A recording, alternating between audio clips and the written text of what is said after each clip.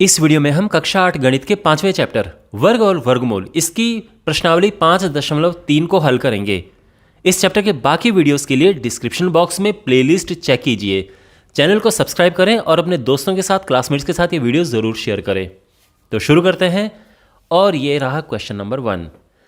निम्नलिखित संख्याओं के वर्गमूल ज्ञात करने में इकाई अंक आने की क्या संभावना है।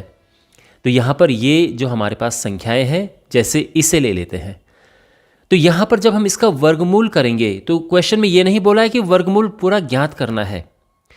जब हम वर्गमूल करेंगे तो इकाई के अंक में क्या आ सकता है ये बोला गया है। तो ये कैसे पता चलेगा? देखो, ये पता चलेगा केवल और केवल इकाई के अंक को देख के, केवल और केवल इकाई के अंक को देख के ही हमें बताना है।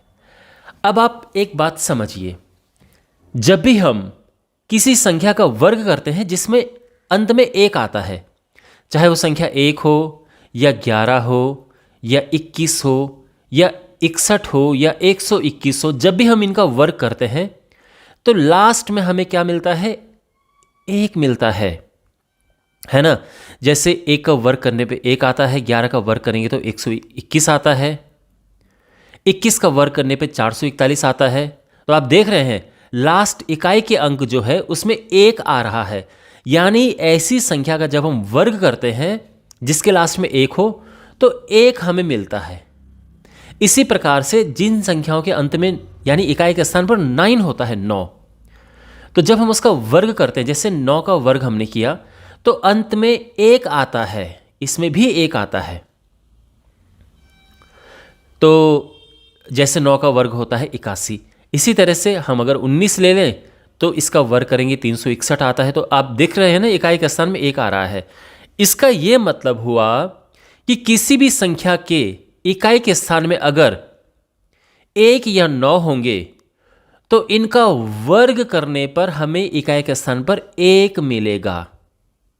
इसी प्रकार से किसी संख्या के अंत में अगर 2 या 8 हों तो इनका वर्ग करने पर इकाई के स्थान पर हमें 4 मिलता है। जैसे 12 का वर्ग करते हैं तो 144 आता है, इकाई के स्थान पे 4 है। जैसे 22 का वर्ग करने पर 484 आता है, इकाई के स्थान पे 4 है। इसी प्रकार से जैसे हम 18 का वर्ग करेंगे तो 324 आता है, इकाई के स्थान पे 4 है।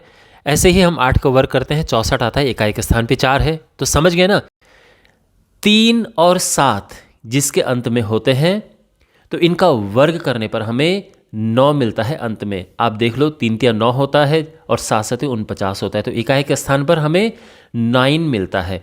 जिन संख्याओं के इकाई के स्थान पर 4 या 6 होता है, इनका जब हम वर्ग करते हैं तो इकाई के स्थान पर हमें 6 मिलता है। बाकी 5 का वर्ग करने पर इकाई के स्थान पर 5 आता है और 0 का वर्ग करने पर इकाई के स्थान पर 0 आता है। तो यहाँ तक आप बात समझ चुके हैं।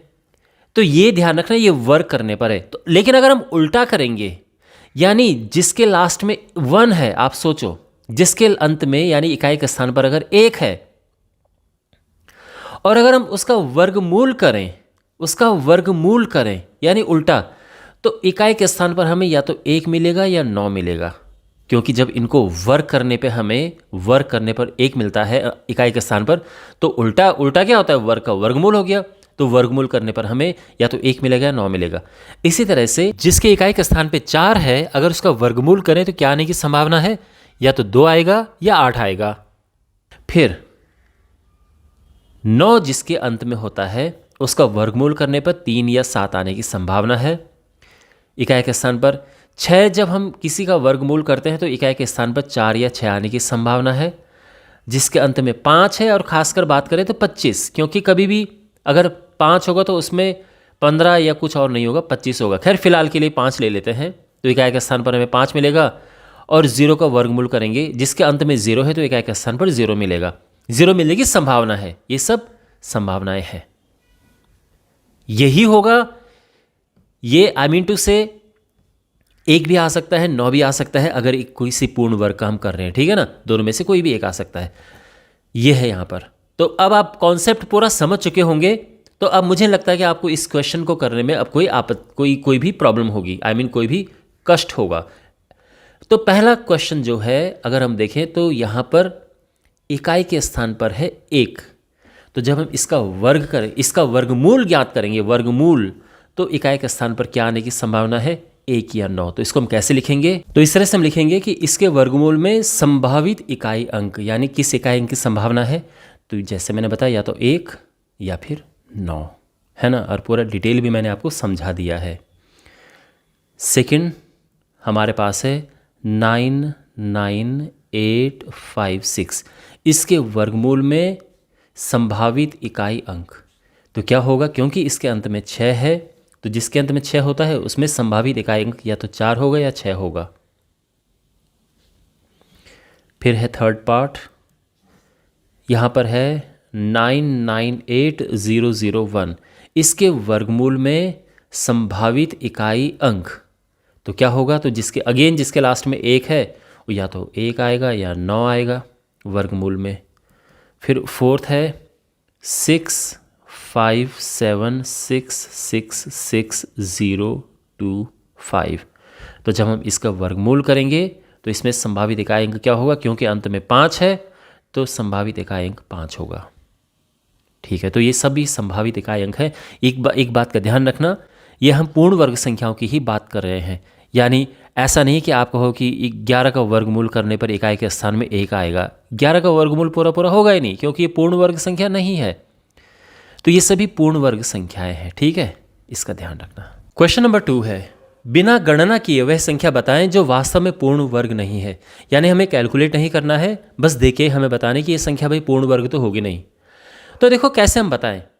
तो बात यह है कि जो संख्या पूर्ण वर्ग होती हैं उनके अंत में या तो 1 आता है या 4 आता है या फिर 5 आता है या 6 आता है, और इसके अलावा 9 भी आता है और 0 आता है। जिन संख्याओं के अंत में 2 आता है, 3 आता है, 7 और 8 ये आते हैं, तो ये पक्की बात है कि ये पूर्ण वर्ग नहीं है। कोई भी संख्या पूर्ण वर्ग उठा के देख लो आप, इनके अंत में आपको ये कभी नहीं मिलेगा, कभी नहीं। उनके अंत में आपको यही मिलेंगे।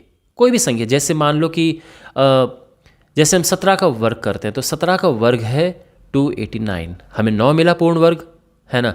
इसके अलावा जैसे 18 है, 18 का वर्ग होता है 324, हमें 4 मिला अंत में। इसी प्रकार से जैसे मान लो 16 है, 16 का वर्ग होता है 256, हमें लास्ट में क्या मिला? 6 मिला।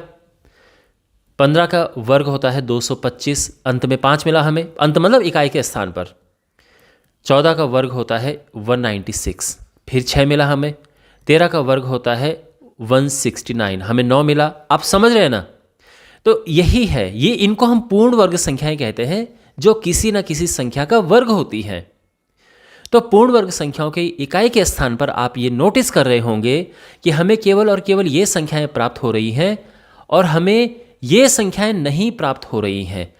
तो अब किस संख्या के अंत में इकाई के स्थान पर ये है? तो आप देख सकते हैं कि यहाँ पे 3 है, यहाँ पे 7 है, यहाँ पे 8 है। तो पक्की बात है कि ये तीनों पूर्ण वर्ग नहीं है। जहां तक चौथी संख्या की बात है, तो ये पूर्ण वर्ग हो सकती है। ध्यान रखना, अगेन जिस संख्या के अंत में 1 है, छूटते मत बोल देना कि ये तो भाई पूर्ण वर्ग है। कोई ज़रूरी नहीं है कि ये पूर्ण वर्ग हो, है ना। तो इसीलिए इन संख्याओं के केस में ये यस भी हो सकता है और नो भी हो सकता है। ये हो भी सकती, नहीं भी हो सकती हैं, केवल संभावना होती है। लेकिन इस केस में हम पक्का बोल सकते हैं कि ये नो है, पूर्ण वर्ग नहीं है। अब बात समझ आ गई?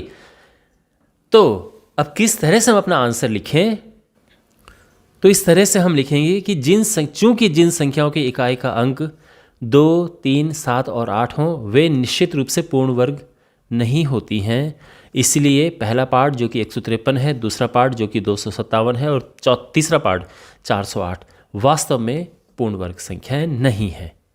यह हमारा आंसर है। तो आई होप आपको ये समझ आ गया होगा। बार बार घटाने की विधि से 100 और 169 का वर्गमूल ज्ञात कीजिए। तो सबसे पहले 100 का वर्गमूल ज्ञात करते हैं। तो देखो 100 का वर्गमूल कैसे ज्ञात करें? तो उसके लिए हम पहले तो लिखेंगे 100 का वर्गमूल। ये हम यहाँ पर ज्ञात कर रहे हैं।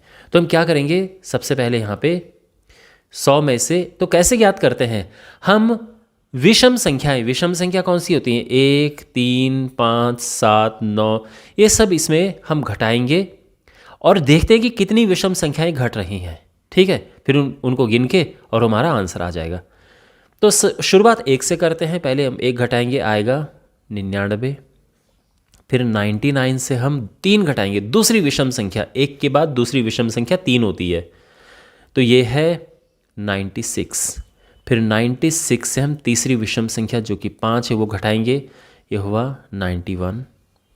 फिर 91 से चौथी विषम संख्या जो कि 7 है, इसको घटाएंगे तो 84 आएगा। 84 से पांचवी विषम संख्या जो कि क्या है? 9 है, इसको घटाएंगे तो 75 आएगा। 75 से चौथी विषम फिर है अगली विषम संख्या जो कि है 11, ये घटाएंगे तो 64 आएगा। फिर अगली विषम संख्या है 13, ये घटाने पर 51 आएगा। फिर अगली विषम संख्या कौन सी 13 के बाद? 15, ये घटाएंगे हम तो आएगा 36। अच्छा, फिर 36 में से 15 के बाद अगली विषम संख्या क्या है? 17 है, इसको घटाएंगे तो आएगा 19। और 19 में से अगली विषम संख्या 19 है, इसको घटा दिया तो आ गया 0। कुल कितनी विषम संख्याएं हैं? तो कुल मिलाकर देखो 1। आप चाहो तो इस तरह से पहले लिख सकते हो। कैसे लिख सकते हो? आप चाहो तो लिख सकते हो कि चूंकि जो 100 है वो है 1 + 3 + 5 + 7 + 9 + 11 + 13 + 15 + 17 + 19। कितनी विषम संख्याएं हैं? ये है 1, 2, 3, 4, 5, 6, 7, 8, 9, 10। 10 विषम संख्याएं।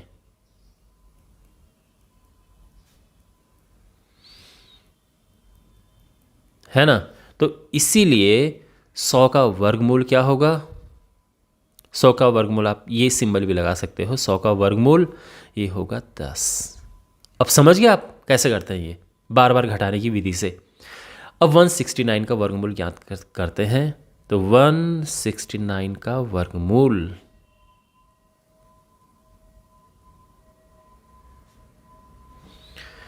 अगेन वही प्रक्रिया हम करेंगे कि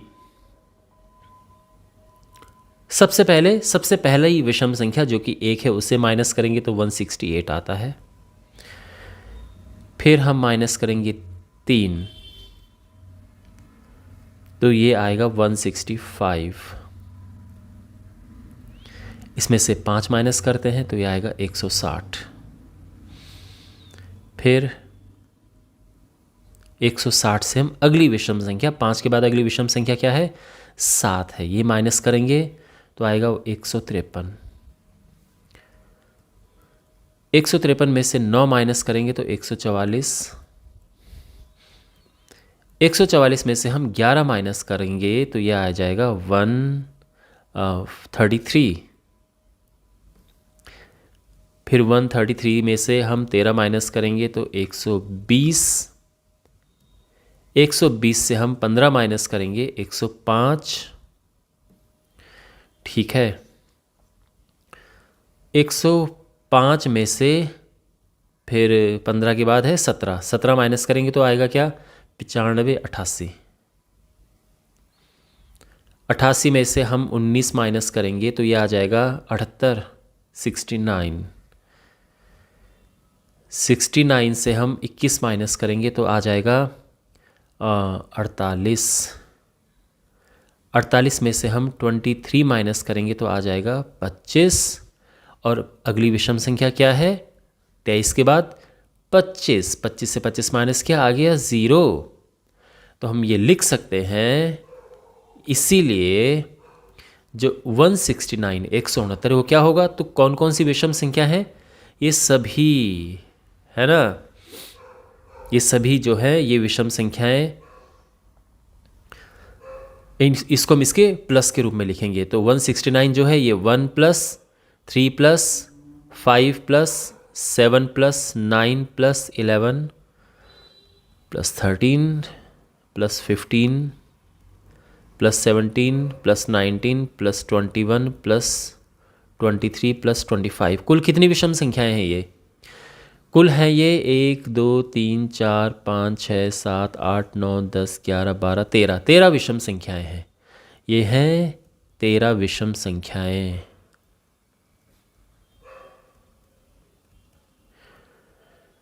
तो इसीलिए 169 का वर्गमूल 13 होगा। ठीक है, ध्यान रखना, 1 से शुरू करना है, कहीं आप 5 से मत शुरू कर जाना। सबसे छोटी विषम संख्या यानी 1 हम लेंगे, फिर 3 5 इस तरह से। और ये हमारा आंसर आ चुका है। आई होप आपको समझ आया होगा।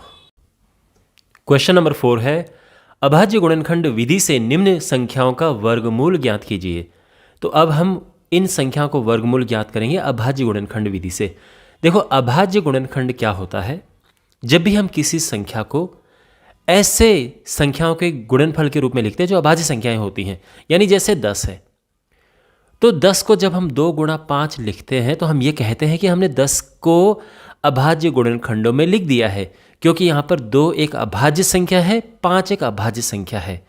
आई एम श्योर आपको पता होगा कि अभाज्य संख्याएं कौन कौन सी होती हैं। 2 है, 3 5 7 11 13 17 19, ये संख्याएं अभाज्य संख्याएं हैं, क्योंकि इन संख्याओं में किसी का भी भाग नहीं जाता है, एक और स्वयं को छोड़ के। तो जब भी हम किसी संख्या को इनके गुणनफल के रूप में लिखते हैं तो हम ये कहते हैं कि हमने अभाज्य गुणनखंड कर दिए हैं संख्याओं के। ठीक है, तो यहां पर हमें क्या करना है? इन संख्याओं के अभाज्य गुणनखंड निकालने हैं और फिर हम वर्गमूल ज्ञात करेंगे। तो फर्स्ट पार्ट हमारे पास है 729। 729। तो सबसे पहले हम क्या करेंगे? इनके अभाज्य गुणनखंड ज्ञात करेंगे। तो अभाज्य गुणनखंड ज्ञात करने के लिए अभाज्य संख्याओं से भाग देना है, यानी इनसे भाग देना है। तो किससे भाग जाएगा? तो सबसे पहले सबसे छोटे नंबर से हम ट्राई करते हैं। तो हम 2 से, अब देखो 2 से तो इसमें भाग नहीं जाएगा क्योंकि ये विषम संख्या है। सम संख्या होती तो हम 2 से भाग देते, तो 2 से तो भाग नहीं जाएगा। अभी 3 से हम ट्राई करते हैं, 3 से इसमें भाग चला जाएगा। 3 दूने 6, 3 चौको 12, 3 तिया 9। अगर आपको पता है ये तो अच्छी बात है, नहीं तो आप ये जान लो, एक तरीका है पता करने का कि जब हम इन्हें प्लस करते हैं, देखो इनको आपस में प्लस करो, 7 और 2 9, 9 दूने 18, 18 आया ना। इनको आपस में इन अंकों को प्लस कर 18 आया।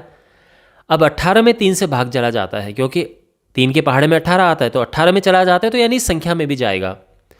तो यहाँ पर इतना क्विकली आप कर सकते हो अगर आप ये जानना चाहते हो कि 3 से भाग जाता है कि नहीं जाता है। ठीक है ना?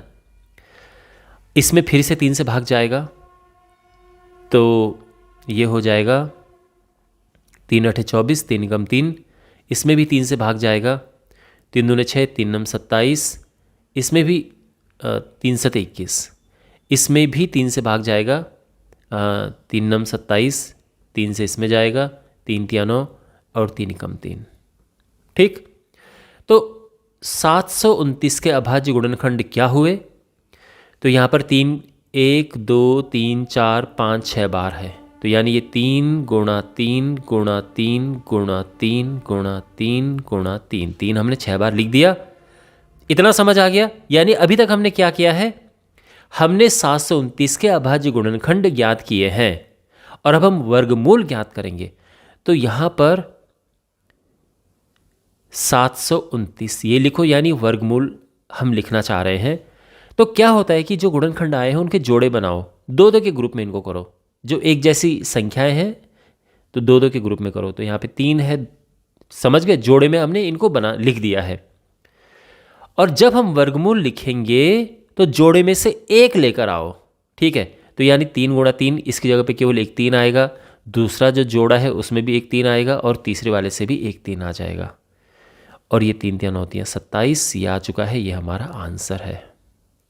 ठीक है, हमने क्या करना है? पेयर्स, जोड़े बनाने हैं, 2-2 के ग्रुप बनाने हैं और उस ग्रुप में फिर एक एक करके ले लो। और ग्रुप एक जैसे बनाने, पता चला कि 3 और 5 है तो आप इसका ग्रुप बना रहे हो, ऐसा मत करना। ठीक है, एक जैसी संख्याओं के जोड़े बनेंगे।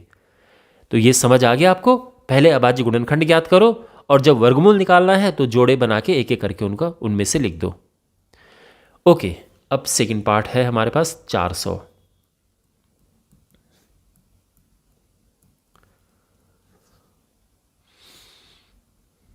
तो सबसे पहले भाग देंगे हम किससे? सबसे छोटी अभाज्य संख्या जो कि 2 है उससे।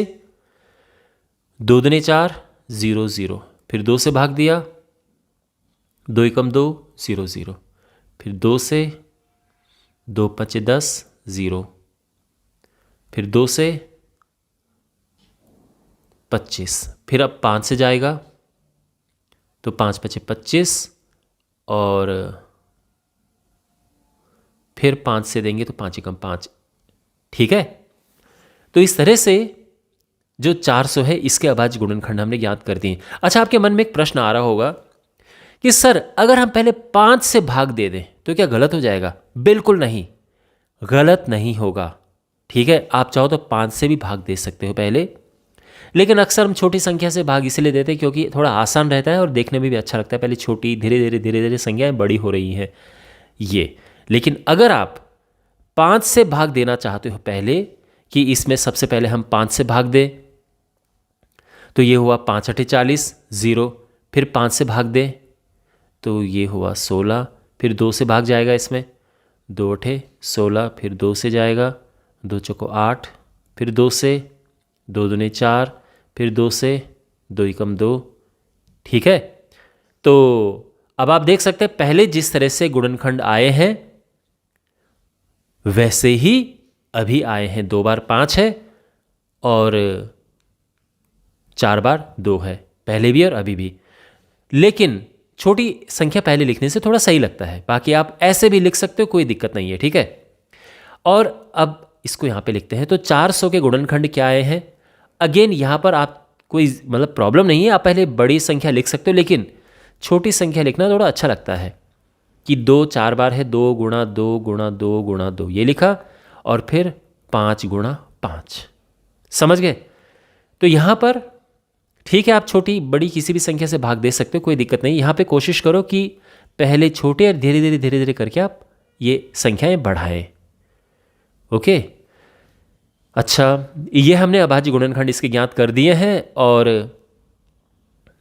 अब इसका वर्गमूल हम निकालेंगे। तो 400 जब हम ये लिखेंगे तो अब यहाँ पे जोड़े बनाओ, पहले ये है, ये और ये। ठीक है, अब वर्गमूल जब हम वर्गमूल ज्ञात करते हैं तो जोड़े में से एक निकालते हैं। तो जोड़े में से एक यहाँ पर हम लिखेंगे, ये भी जोड़ा है, 2 का ग्रुप है, तो एक यहाँ पे आ जाएगा उसकी जगह पे, और यहाँ पर जब 2 है तो एक आ जाएगा। वर्गमूल जब हम लिखते हैं तो एक एक करके आते हैं। ठीक है, मतलब एक एक आता है, ये 2 बार ही लिखा है लेकिन यहाँ पर एक बार ही लिखा जाएगा।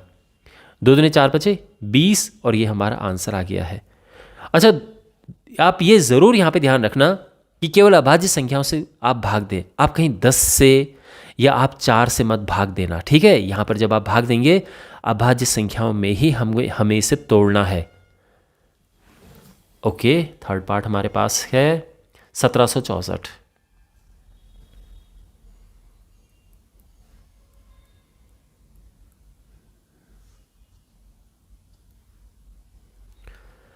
तो ये एक सम संख्या है, 2 से भाग दे सकते हैं बड़े आराम से हम। 2 से भाग देंगे, 2 अठे 16, 2 अठे 16, 2 दूने 4, फिर 2 से भाग देंगे तो 2 चौको 8, 2 चौको 8, 2 एकम 2, फिर ये 3 से इसमें भाग देंगे, 3 एकम 3, 3 चौको 12, 3 से 21। ध्यान रखना अगेन जो मैंने पहले बताया था ना, 3 का एक बड़ा अच्छा नियम है कि इनको आपस में प्लस करो। देखो 4 और 4 8, 1 9 होता है। अब 9 में 3 का भाग चला जाता है तो यानी इसमें भी चला जाएगा। तो आपको अब इससे पता चल जाता है ना भाग जा रहा है कि नहीं जा रहा है। मान लो कि यहाँ पे 3 होता, मान लो कि 443 होता, फिर 3 से नहीं भाग जाता इसमें, क्योंकि अगर आप यहाँ पे प्लस करें 4 4 8 3 11, 11 में 3 से भाग नहीं जाता है ना, तो इसमें भी नहीं जाएगा। तो इस तरह से हम थोड़ा टाइम बचा सकते हैं अपना, ये नहीं कि पहले भाग दे दिया फिर गलत हो रहा है तो काट रहे हैं हम। तो इसीलिए ये मतलब, और ये 3 के लिए ही नियम है, कहीं आप 4 5 में ही अप्लाई मत करना, 3 के लिए ये नियम है। ठीक है ना, खैर 4 से तो वैसे भी आप भाग नहीं देंगे, बाकी 7 के लिए आप ये नियम मत लागू अप्लाई करना, 7 के लिए तो पूरा चेक करना पड़ेगा। 3 में ये काम करता है। तो यहाँ पर अगर आप देखें तो इसमें इनको प्लस करके 9 आता है, 9 में 3 से भाग जाता है तो इसमें भी जाएगा, तो ये आ चुका है। फिर से इसमें 3 से भाग जाएगा, 3 चौको 12, 3 नम 27। अब इसमें 3 से नहीं जाता है, 7 से जाता है, 7 से 49, फिर इसमें 7 से जाता है तो 7 एकम 7 है ना। तो यहाँ पे ये अभाज्य गुणनखंड इसके अब हम लिखते हैं। तो ये हुआ 2 2 3 3 7 7, 2 गुणा 2 गुणा 3 गुणा 3 गुणा 7 गुणा 7। तो जो हमने यहाँ पर ये निकाले हैं वो यहाँ पर हमने लिख दिए हैं। और अब हम वर्गमूल लिखेंगे। तो 1764 का वर्गमूल, तो क्या करते हैं यहाँ पे जोड़े बनाते हैं, ग्रुप बनाते हैं 2 2 के, एक समान संख्याओं के जोड़े बनाते हैं। तो 2 यहाँ से आ गया, दूसरे जोड़े में से 3 आ गया और तीसरे वाले में से 7 आ गया। 3 दूनी 6 सतह 42 और ये हमारा आंसर है, यानी 1764 का वर्गमूल 42 होता है। ठीक है, ओके। फोर्थ पार्ट हमारे पास है 4096। तो सबसे पहले 4096 के अभाज्य गुणनखंड ज्ञात करते हैं। 2 से भाग देंगे हम सबसे पहले। 2 दूनी 4, 0, 2 चौको 8, 2 अठे 16। 2 से भाग देंगे। फिर से सम संख्या है तो आराम से पता है कि हमें कि 2 से पक्का भाग जाएगा इसमें। 0, 2 दूनी 4, 2 चौको 8। फिर 2 से भाग देंगे। 2 पचे 10, 2 एकम 2, 2 दूनी 4। फिर 2 से 2 दूनी 4, 2 पचे 10, 2 छके 12। फिर 2 से भाग देंगे। 2 एकम 2, 128 आ गया। फिर 2 से भाग देंगे 64। फिर 2 से भाग देंगे 32। फिर 2 से भाग दिया 16। 2 से भाग देंगे फिर से। 2 अठे 16, 2 चौको 8, 2 दूने 4 और 2 एकम 2। ओके, कितनी बार आया 2? 1 2 3 4 5 6 7 8 9 10 11 12, 12 बार आया। तो 4096 जो है वो क्या होगा? 12 बार हम ये लिखेंगे। 4 5 6 7 8 9 10 11 12। और जब हम इसका वर्गमूल ज्ञात करेंगे तो पहले तो इसके हम जोड़े बनाएंगे, 2 2 के ग्रुप, ठीक है ना। तो ये हमने इसके जोड़े बना दिया और जोड़े में से एक हम नीचे लेके आएंगे। तो ये दूसरे से भी इसी तरह से 6 जोड़े बने तो 6 बार 2 यहाँ पर आ जाएगा। तो ये वर्गमूल इनका आ चुका है। गुणा करते हैं 2 दूनी 4 दूनी 8 दूनी 16 दूनी 32 दूनी 64। इसका वर्गमूल 64 है। ठीक है, अब हमारे पास फिफ्थ पार्ट है 7744। तो 2 से इसमें आराम से चला जाएगा, क्लियर दिख रहा है। 2 3 6, 1 7 2 अठे 16, 2 से 14, 2 दूनी 4। फिर 2 से देंगे हम तो यह आएगा 19 36। फिर 2 से भाग देंगे तो 2 अठे 16, 2 में 18, 2 छके 12, 2 अठे 16। फिर 2 से भाग देंगे। 2 चौको 8, 2 अठे 16, 2 चौको 8। फिर 2 से भाग देंगे। 2 दूनी 4, 2 चौको 8, 2 दूनी 4। फिर 2 से भाग देंगे। 2 एकम 2, 2 दूनी 4, 2 एकम 2। फिर 11 से इसमें भाग जाएगा और 11 से फिर से इसमें जाएगा। तो ये ठीक है। तो यानी 7744 इसकी गुणनखंड क्या है? अभाज्य गुणनखंड। तो 1 2 3 4 5 6, 6 बार तो 2 है और 2 बार 11 है। और इसका वर्गमूल जब हम निकालेंगे तो देखो यहाँ पर जोड़े बनाएंगे हम एक समान संख्याओं के, और एक एक जोड़े में से उस एक एक संख्या को लेते जाएंगे हम। तो 2 यहाँ से लिया, दूसरे से 2, फिर 2 यहाँ से और यहाँ से 11 आ गया है। 2 दूनी 4 दूनी 8 और 11 गुणा 8 होता है 88। और ये हमारा आंसर आ चुका है। ठीक है, नेक्स्ट सिक्स्थ पार्ट हमारे पास ये संख्या है 9604। तो 2 से इसमें आराम से भाग जा रहा है, तो ये हो जाएगा ये। फिर 2 से इसमें भाग देंगे तो 0 1। अब इसमें 2 से नहीं जाएगा क्योंकि सम संख्या नहीं है। 3 से जाएगा तो इनको प्लस करके देखते हैं। 4 और 2 6 1 7। 3 से तो नहीं जाएगा है ना, क्योंकि इनको प्लस करके 7 आ रहा है, तो 3 से तो नहीं जाएगा। और ध्यान रखना, आप ये मत समझना कि हर किसी में ये तरीका अप्लाई होता है, ये केवल 3 के लिए देखते हैं। देखते 9 के लिए भी हैं, बट 9 का तो हम देंगे नहीं भाग, तो 3 से तो नहीं जाएगा। तो 3 से नहीं जाएगा, 5 से भी नहीं जाएगा, क्योंकि 5 से केवल उनमें जाते जिसके लास्ट में 5 होता है या 0 होता है। 5 भी नहीं है फिर, तो 7 से ट्राई करके देखते हैं। तो 7 सते 7 या 21, 3 0 7, हाँ 7 से जा रहे हैं, तो ये हो जाएगा 7 या 21, 3 0 7 चौको 28, फिर 2 1 7 या 21, फिर 7 से जाएगा तो ये आ जाएगा 7 चौको 28 और 7 नम 63, फिर 7 से जाएगा 7 सते 49, फिर 7 से तो 7 एकम 7। ठीक है,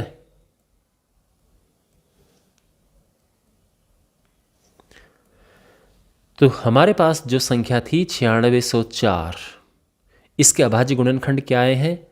तो 2 बार 2 है, 4 बार 7 है।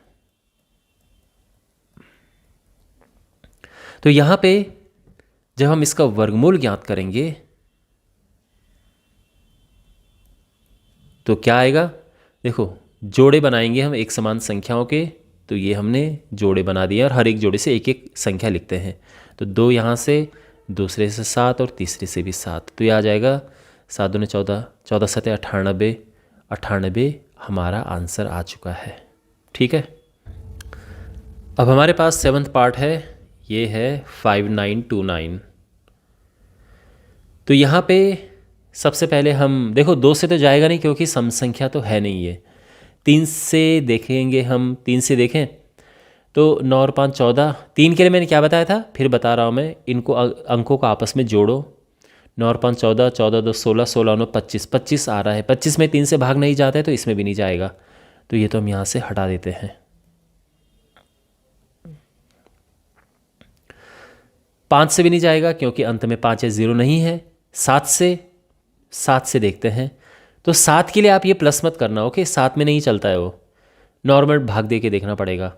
7 8 56, 3 2 7, हाँ 7 से जा रहा है। 7 8 56, 3 2 7 चौको 28, फिर 4 9 7 सते 49, ये है। फिर ये 7 से जा रहा है,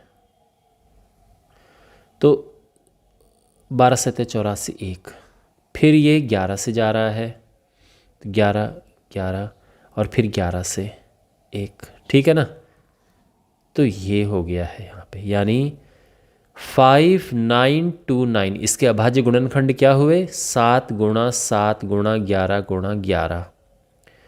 तो जब हम इसका वर्गमूल ज्ञात करेंगे, वर्गमूल तो क्या लिखेंगे हम?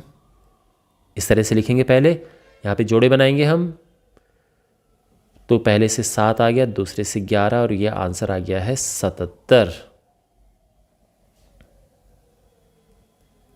ठीक है, ओके। 8th पार्ट 92 16, ये नंबर है। अब ये जो संख्या है इसके लास्ट में 6 है, यानी सम संख्या है, यानी इसमें 2 से भाग चला जाएगा, तो 2 से देंगे हम, तो ये हुआ 2 चौको 8, 2 छक्के 12 0 8। फिर 2 से देंगे हम, तो ये हुआ 2 3 0 4। फिर 2 से, तो 2 एकम 2, 2 एकम 2, 2 5 10, 2 दूने 4। फिर 2 से जा रहा है क्योंकि अब फिर से सम संख्या है। 2 5 10 1 5। ठीक है, 2 सते 14, 2 छक्के 12। फिर 2 से, 2 दूने 4, 2 अठे 16, 2 अठे 16। फिर 2 से 144, फिर 2 से 72, फिर 2 से भाग देंगे हम 36, फिर 2 से भाग देंगे 18,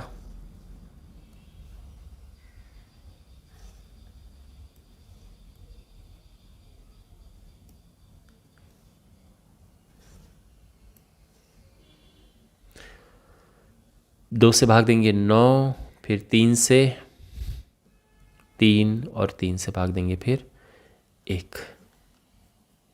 यानी इसके अभाज्य गुणनखंड क्या हुए? तो 2 कितनी बार है? 1 2 3 4 5 6 7 8 9 10, 2 10 बार है, 4 5 6 7 8 9 10 और 3 2 बार है। और तो जब हम इसका वर्गमूल लिखेंगे तो इसमें क्या होगा? पहले तो जोड़े बनाते हैं, हर एक जोड़े से एक एक ले लेते हैं। एक यहाँ से आया, यहाँ से आया, 2 3 4 5 बार तो 2 आएगा और एक बार 3 आएगा। 2 दूने 4, 2 दूने 8, 2 दूने 16, 2 दूने 32, 32 3 96 और ये हमारा आंसर आ चुका है। ठीक है। Next is 529।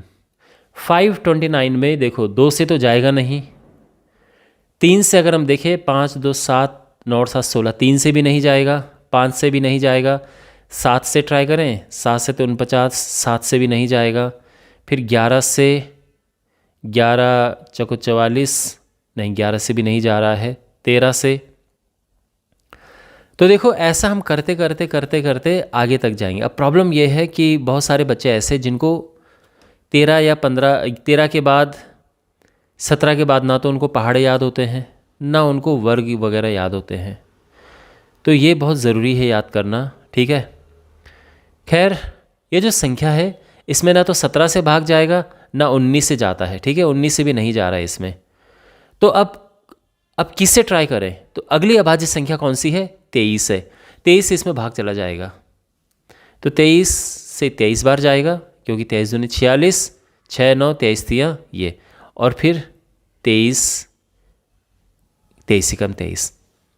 तो जो 529 है ये होगा 23 गुणा 23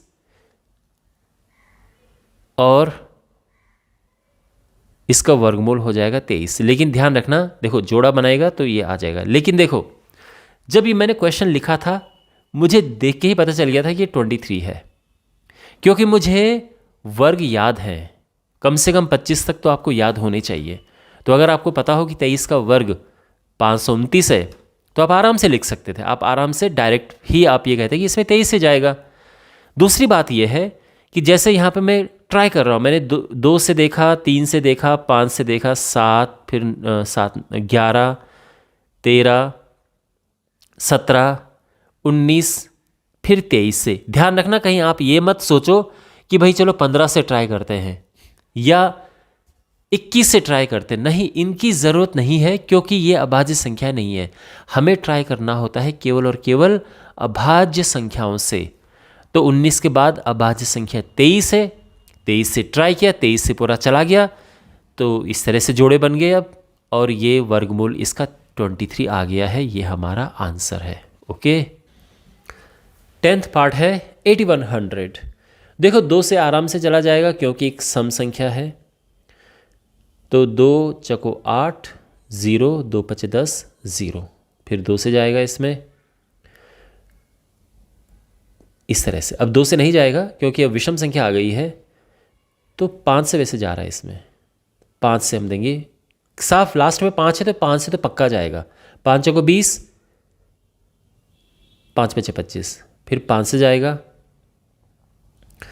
5 अठे 40, 5 एकम 5, फिर 3 से देते हैं यहाँ पे भाग, 27, फिर 3 से दिया, 9, फिर 3 से दिया भाग, फिर 3 से दिया भाग, तो 1। तो आपने एक चीज़ नोटिस की यहाँ पे पहले मैंने बड़ी संख्या से भाग दे दिया, उसके बाद मैंने छोटी संख्या से दिया है।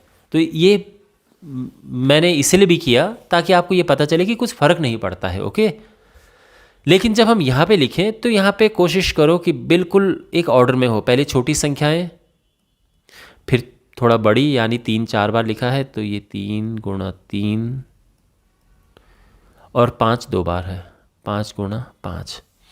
तो जब हम इसका वर्गमूल निकालेंगे तो यहाँ पे जोड़े बनाएंगे। तो ये 2 3, फिर ये 3 और ये 5 यहाँ पे आ जाएगा, और ये हुआ 3 3 9 2 18 5 90, और ये हमारा आंसर है। ओके, क्वेश्चन नंबर 5 है, निम्नलिखित संख्याओं में प्रत्येक के लिए वह सबसे छोटी पूर्ण संख्या ज्ञात कीजिए जिससे इस संख्या को गुणा करने पर यह एक पूर्ण वर्ग संख्या बन जाए। इस पूर्ण वर्ग संख्या का वर्गमूल भी ज्ञात कीजिए। अब देखो यहाँ पर क्या बात कही गई है, मैं आपको एक छोटी संख्या लेकर समझाता हूँ। अगर हम बात करें 4 की, तो 4 होता है 2 गुणा 2। तो क्योंकि इसके जोड़े हमारे पास है, यानी पूरे जोड़े हैं ना, संख्या जोड़े में है, तो हम ये कह सकते हैं कि 4 एक पूर्ण वर्ग संख्या है। पूर्ण वर्ग संख्या क्या होती है कि जब हम उसके अभाज्य गुणनखंड करते हैं हमें पूरे जोड़े मिलते हैं। जैसे 36 है तो 36 होता है 2 गुणा 2 गुणा 3 गुणा 3। तो यहाँ पर भी आप देखो सभी संख्याएं जोड़े में है हमारे पास। तो फिर हम ये कह सकते हैं कि जो 36 है वह एक पूर्ण वर्ग संख्या है। लेकिन यहाँ पर अगर हमारे पास है केवल 12 होता है 2 गुणा 2 गुणा 3। देखो ये सब मुझे कैसे पता चल रहा है, ऐसे अभाज्य गुणनखंड करके कि अगर 12 हमारे पास है, 2 से भाग दो 6, 2 से भाग दो 3, 3 से भाग दिया 1, तो क्या हुआ 2 गुणा 2 गुणा 3, है ना। तो यानी 12 को हम ऐसा लिख सकते हैं। अब आप ये बताओ कि क्या 12 एक पूर्ण वर्ग संख्या है? नहीं। क्यों नहीं है?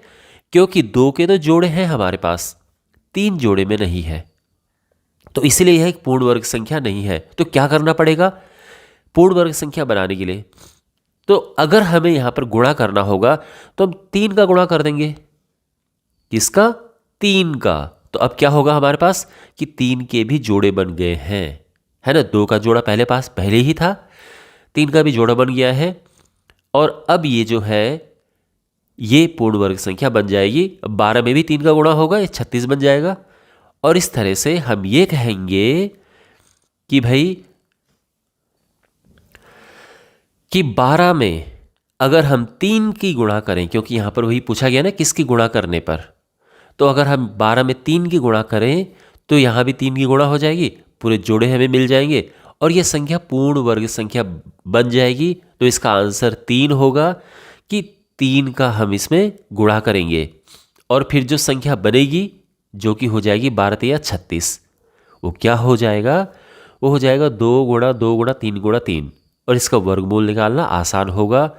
2 जोड़े में है ये आ गया, 3 जोड़े में है ये आ गया, और 2 तिया 6 आंसर आ गया। बात समझ गए आप? तो यहाँ पे हमें यही बताना है कि किस संख्या का हम गुणा करेंगे। तो हम उसी संख्या को गुणा करेंगे जिसका जोड़ा हमारे पास नहीं होगा। समझ गए बात को? चलिए 1 बाय 1 इन्हें करते हैं। पहला पार्ट है 252। तो सबसे पहले क्या करेंगे हम 252 के अभाज्य गुणनखंड लिखेंगे। तो क्या करना पड़ता है उसके लिए? 252 के अभाज्य गुणनखंड निकालेंगे हम इस तरह से। तो सबसे पहले हम इसमें 2 से भाग देंगे तो ये होगा 126, फिर 2 से भाग देंगे 63, फिर 3 से भाग देंगे, फिर 3 से भाग देंगे, फिर 7 से भाग देंगे, 7 एकम 7, ये आ चुका है। ठीक है, तो यानी हमारे पास 252 जो है ये हो जाएगा 2 गुणा 2 गुणा 3 गुणा 3 गुणा 7। ये सब जो हमने यहाँ पर लिखे हैं वो यहाँ पर आ चुके हैं। ठीक है, तो अब ये पूर्ण वर्ग संख्या क्यों नहीं है? क्योंकि देखो ये 2 जोड़े में है, 3 भी जोड़े में है, 7 जोड़े में नहीं है। तो अगर यहाँ पर हम 7 से गुणा कर दें तो ये इसका भी जोड़ा बन जाएगा और ये संख्या पूर्ण वर्ग संख्या बन जाएगी। तो हम यहाँ पर वही लिखेंगे कि 7 का जोड़ा नहीं है, इसलिए हम इसमें 7 से गुणा करेंगे। तो इस तरह से हम लिखेंगे कि यहाँ अभाज्य गुणनखंड में 7 जोड़े में नहीं है, इसलिए पूर्ण वर्ग संख्या बनाने के लिए 7 से गुणा करेंगे। तो ये तो आपको बात समझ आ गई होगी कि 7 से हम इसमें गुणा करेंगे। तो यही तो क्वेश्चन का पहला पार्ट क्या है कि किससे गुणा करेंगे। अब इसके बाद हमें ये बताना है कि गुणा करने के बाद जो संख्या आएगी उसका वर्गमूल क्या होगा। तो गुणा करने के बाद हमें क्या संख्या प्राप्त होगी, तो 7 से जब गुणा करेंगे 252 को, तो हमें ये संख्या प्राप्त होगी। अब इसका वर्गमूल कैसे निकालेंगे, तो ये संख्या क्या है, देखो हमने इतना पहले ही लिखा हुआ है, ठीक है। तो इसको दोबारा लिखेंगे 2 गुणा 2 गुणा 3 गुणा 3 गुणा 7, और एक और 7 का हमने इसमें गुणा किया था। तो इसके अभाज्य गुणनखंड ये होंगे, दोबारा करने की ज़रूरत नहीं है, ठीक है। और जब हम इसका वर्गमूल लिखेंगे यानी 1764, तो क्या आएगा, अब ये सभी जोड़े में है, ये भी और ये भी। तो जोड़े में से एक लेते हैं, 2 गुणा 3 गुणा 7, और ये हो जाएगा 3 दूनी 6 7 42। एक आंसर हमारा ये है, ठीक है। एक आंसर ये है, यहाँ पर जो लिखा गया है कि 7 से गुणा करेंगे, और एक आंसर ये है कि गुणा करने के बाद जो संख्या हमारी प्राप्त हुई है ये वाली, इसका वर्गमूल क्या होगा, तो ये वर्गमूल भी हम ज्ञात कर चुके हैं। तो ये पूरी प्रक्रिया है, मैं उम्मीद करता हूँ कि आपको समझ आ गया होगा। अब इसका सेकंड पार्ट करते हैं। तो यहाँ पर ये हो चुका है, सेकंड पार्ट हम अब कर रहे हैं। तो सबसे पहले क्या करेंगे, हम 180 के अभाज्य गुणनखंड ज्ञात कर देंगे। तो 180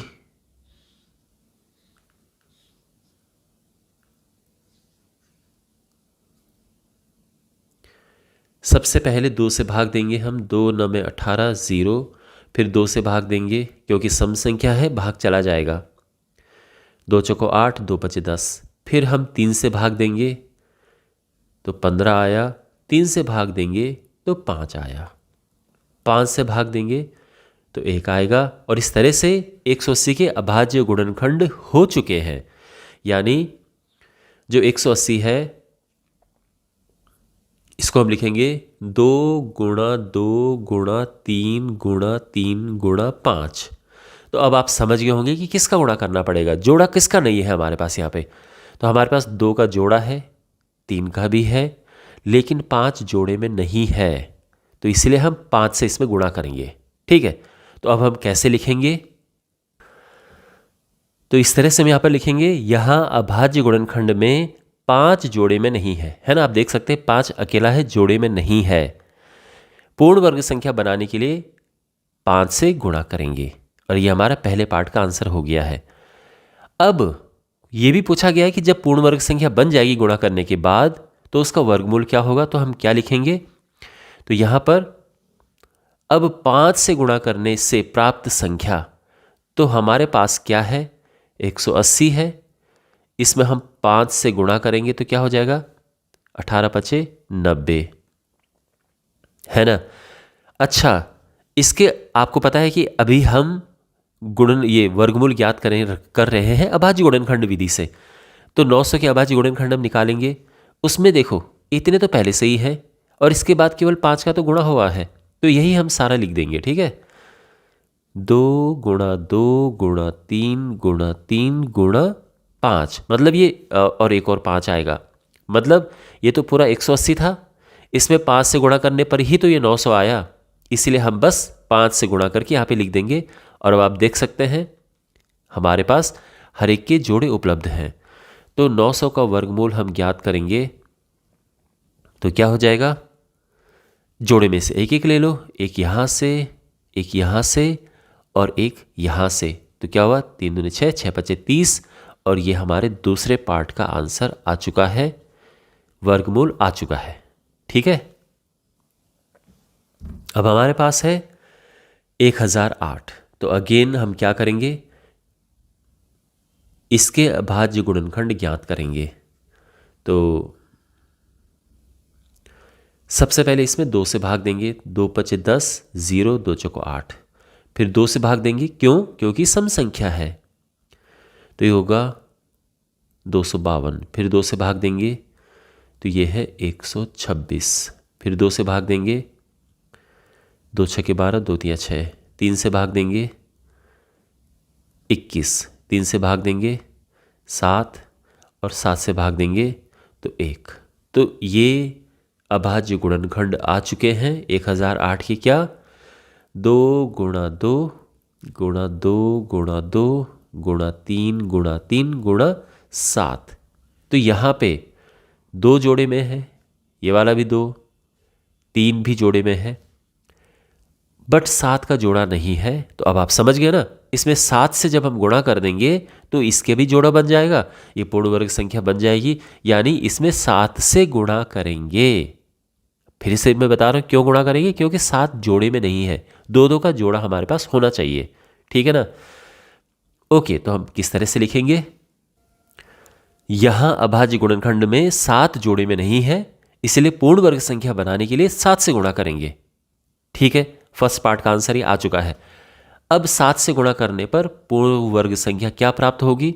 तो देखो 1008 में हम 7 से गुणा करेंगे तो ये होगा 7856।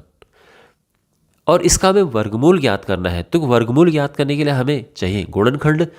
अब देखो ये तो पहले से ही है, इसमें एक और 7 तो हमें लिखना है, तो बिल्कुल 2 गुणा 2 गुणा 2 गुणा 2 गुणा 3 गुणा 3 गुणा 7, और एक और 7 हमें यहाँ पर लिखना है। हो गया इसके गुणनखंड, ठीक है ना। क्योंकि ये जो था वो यहाँ से यहाँ तक है, ऊपर आप देख सकते हैं, और एक ही तो एक्स्ट्रा यहाँ पे आया है 7, वो हमने यहाँ पे लिख दिया है। और अब हर एक का जोड़ा हमारे पास है, ये भी इसका, ये भी जोड़े में है और ये भी जोड़े में है, तो यानी आराम से हम इसका वर्गमूल ज्ञात कर सकते हैं। तो ये है 7056, इसका वर्गमूल क्या होगा? 2 यहाँ से आ गया, 2 यहाँ से आ गया, 3 यहाँ से और 7 यहाँ से, ठीक है ना। जोड़े में से एक एक हमने उतार दिया। अब ये हो जाएगा 2 दूनी 4 तिया 12 सते 84। तो ये हमारा आंसर आ गया है सेकंड पार्ट का, ठीक है। अब हमारे पास ये संख्या है, तो चलिए सबसे पहले एज ऑलवेज इसके हम करेंगे अभाज्य गुणनखंड। 2 से भाग दिया तो 1014, फिर 2 से भाग देंगे तो ये आ जाएगा 507। 3 से भाग देंगे, देखो मुझे कैसे पता कि 3 से इसमें जा रहा है, क्योंकि अगर आप इसको प्लस करोगे अंकों को तो ये आ रहा है 12। 12 में 3 से भाग चला जाता है, तो यानी पूरी संख्या में भी चला जाएगा। तो इसलिए मुझे 1 सेकंड में पता चल गया कि इसमें 3 से भाग चला जाएगा, ठीक है। तो आप भी ऐसा देख सकते हैं, और ध्यान रखना ये केवल 3 के लिए आप अप्लाई करना, आप 7 वगैरह में मत देखना इसे, ठीक है। अच्छा, 3 से भाग देंगे तो ये हो जाएगा 3 कम 3 2 0, 3 6 18, 3 नम 27। फिर अब 3 से इसमें नहीं जाएगा, तो अब 13 से जा रहा है इसमें, क्योंकि मुझे पता है कि 13 का वर्ग होता है 169। इसलिए आपको मैं कहता हूँ बार बार कि कम से कम 25 तक आपको वर्ग ज्ञात होने चाहिए, ठीक है। ओके, तो ये हो चुका है, यानी 2028। ये जो है इसको हम लिख सकते हैं 2 गुणा 2 गुणा 3 गुणा 13 गुणा 13। अब देखो जोड़े में क्या नहीं है, 2 जोड़े में है, 13 जोड़े में है, लेकिन 3 जोड़े में नहीं है। तो हम अब कैसे लिखेंगे? मतलब अभी तक आपको समझ आ गया होगा कि 3 से हम इसमें गुणा करेंगे, जिससे कि 3 का भी हमें जोड़ा मिल जाए और पूर्ण वर्ग बन जाए, यानी हमारा आंसर 3 होगा। तो अब लिखेंगे कैसे? तो इस तरह से हम लिखेंगे, यहाँ अभाज्य गुणनखंड में 3 जोड़े में नहीं है, इसीलिए पूर्ण वर्ग संख्या बनाने के लिए 3 से गुणा करेंगे। तो इस क्वेश्चन का जो पहला पार्ट है, देखो पहला पार्ट दूसरा पार्ट में क्या कह रहा हूँ, क्योंकि क्वेश्चन में पहले तो पूछा गया है कि ऐसी संख्या ज्ञात करो, सबसे छोटी पूर्ण संख्या जिससे गुणा करना होगा पूर्ण वर्ग बनाने के लिए, और दूसरा ये पूछा है कि पूर्ण वर्ग संख्या का वर्गमूल भी ज्ञात करो। तो इसलिए हर एक क्वेश्चन जो है 2 पार्ट में है। तो ये तो हमें पता चल गया 3 से गुणा करेंगे। अब 3 से गुणा करने के बाद जो संख्या प्राप्त होगी वो क्या होगी? तो हमारे पास है ये गुणा 3 यानी 6084। अब इसका वर्गमूल हमें ज्ञात करना है, क्योंकि ये तो पूर्ण वर्ग संख्या मिल चुकी है, लेकिन हमें तो वर्गमूल चाहिए इसका। तो कैसे प्राप्त करेंगे? तो इसके लिए इसके अभाज्य गुणनखंड लिखेंगे। इतने तो पहले से ही है, 1 और 3 उसमें लिख देंगे। 2 गुणा 2 गुणा 3 गुणा 3 गुणा 13 गुणा 13। और अब हर एक जो है आप देख सकते हैं जोड़े में आ गया है। तो हम ये कहेंगे कि जो ये 6084 जो कि पूर्ण वर्ग संख्या अब है 3 से गुणा करने के बाद, उसका वर्गमूल क्या होगा? तो हर एक जोड़े से एक एक लिखो और ये हो जाएगा 3 दूने 6, 13 6 के 78 और ये हमारा आंसर आ चुका है। ठीक है, अब हमारे पास ये संख्या है। ओके, तो इसके हम अभाज्य गुणनखंड पहले ज्ञात करते हैं एज ऑलवेज।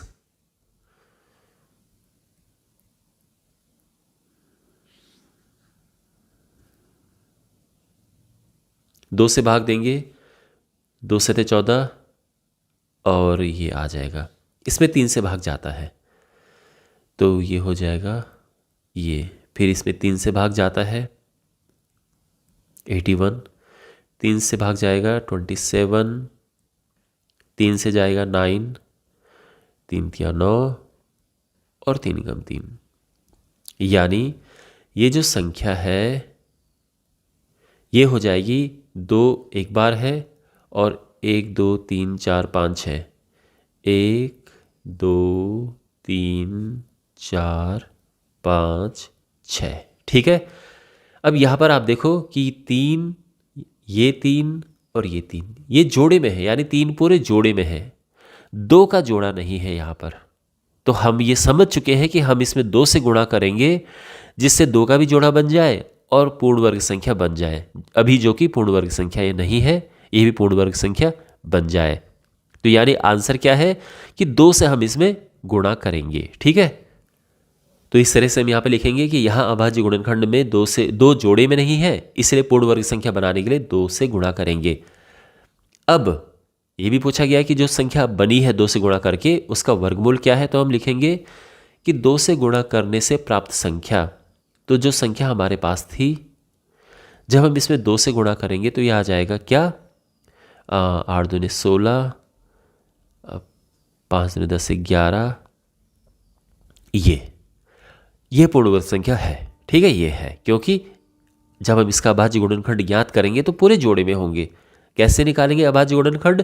तो ये तो हमारे पास पहले से ही है जो कि ऊपर लिखा है, 2 एक बार है, 3 गुणा 3 गुणा 3 गुणा 3 गुणा 3 गुणा 3 और 1 और 2 का गुणा किया हमने, तो इस तरह से।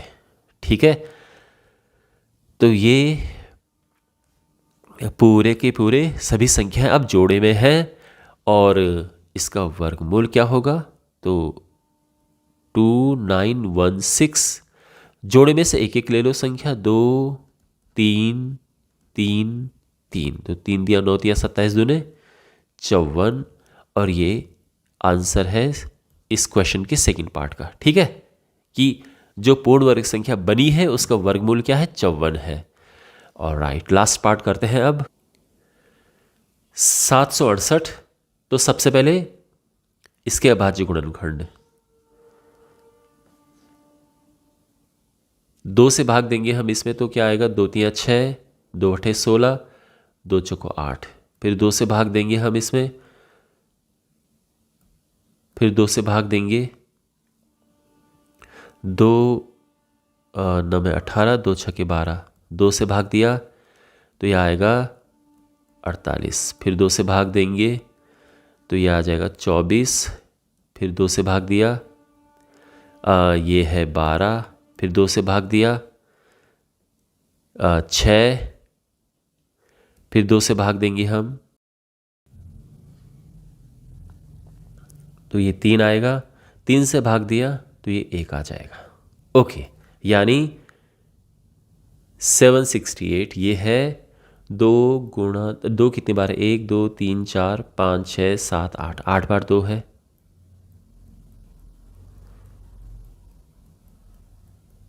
और 1 बार 3 है।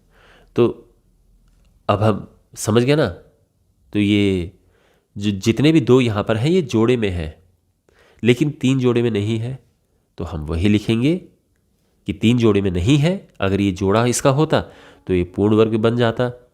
3 जोड़े में नहीं है, इसलिए इसमें 3 से गुणा करेंगे, जिससे कि यह संख्या पूर्ण वर्ग बन जाए। तो चूंकि यहां अभाज्य गुणनखंड में 3 जोड़े में नहीं है, इसलिए पूर्ण वर्ग संख्या बनाने के लिए 3 से गुणा करेंगे। ओके। और अब ये भी पूछा है कि जो 3 से गुणा करने के बाद पूर्ण वर्ग संख्या बनेगी उसका वर्गमूल क्या है। उसके लिए हम लिखेंगे ये 3 से जब हम गुणा करेंगे तो क्या संख्या हमें मिलेगी। तो ये है 3 8 24 का 4 हासिल 2, 3 6 18 2 20 0 3 7 21 2 23। ये है। तो ये तो पूर्ण वर्ग संख्या मिली है, इसका वर्गमूल क्या होगा। तो यानी हमें इसके अभाज्य गुणनखंड लिखने हैं। तो इतना तो हमारे पास ये पहले से ही है, और 1 और 3 का गुणा करके लिख देंगे। तो 2 गुणा 2 गुणा 2 गुणा 2 और 3 गुणा 3, ये हमने एक्स्ट्रा जो गुणा किया है।